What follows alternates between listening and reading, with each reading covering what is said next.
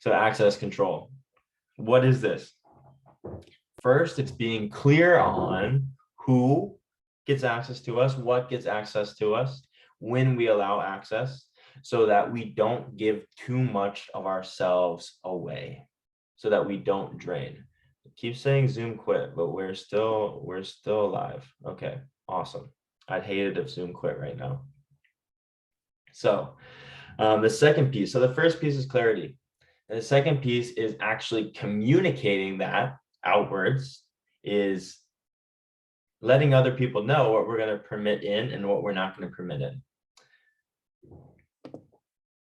So an access breach is when we do not control access. It's when we do not set an effective boundary. So a breach is when someone or something gains access and we share our time, energy, or effort with them without being 100% willing.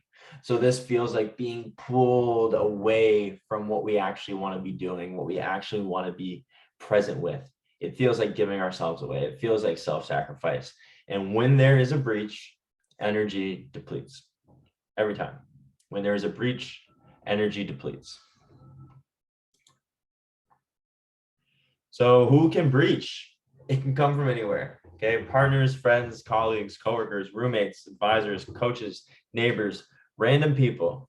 Okay, so when it comes to protecting your energy, controlling access to you, it is something that we need to be aware of at all times when we are driven to, when our main task is to produce or create, right? It's not a breach if we are connecting with someone intentionally, right? That's different.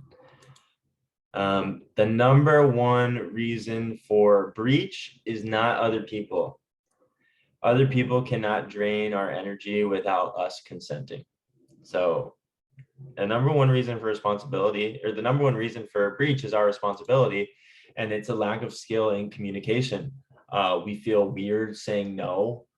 We think that we're going to hurt other people's feelings for setting a boundary. We think that we're going to push people away. There's a lot of fear around this, and what a lot of it comes down to is we don't know how to communicate and control access to ourselves in a way that is firm and also compassionate. So we're going to take care of that. You might say, like, just say no, and you can say no and it will work. And over time, what that will do is it will isolate you. People will begin to believe that you're not open to support, that you're not open to helping them with anything, that you are on an island and that you can take care of yourself, and that you're just going to lone wolf everything, which it's a different topic, but that gets very exhausting too. So my approach is that just saying no, if it's a work thing, if it's a thing where you just want to focus on this thing and not give energy to this thing that somebody's offering to you, that just saying no isn't the best approach. There are approaches where just saying no is totally fine. But so what do?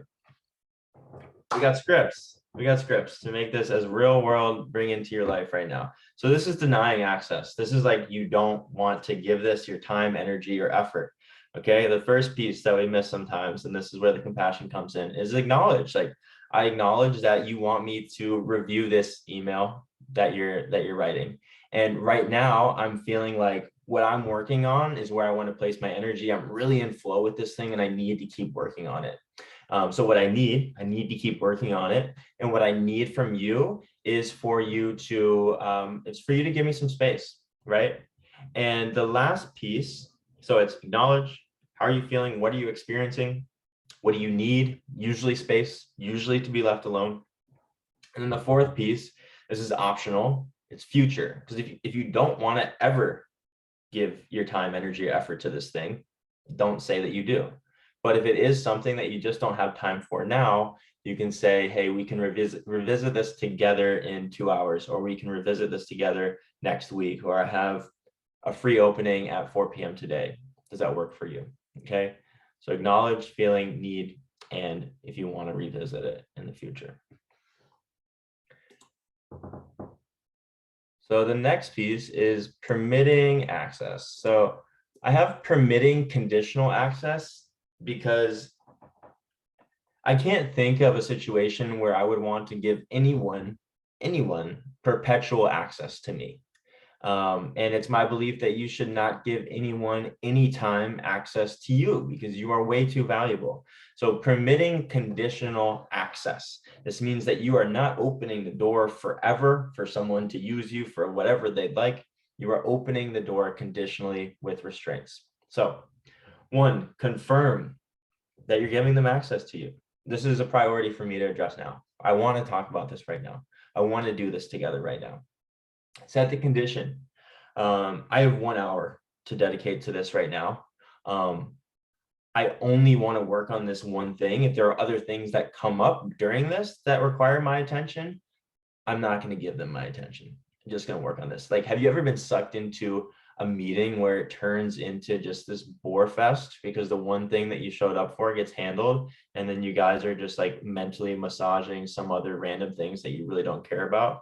So that could be a really important condition, is I only want to work on this thing. I only want to address this one thing.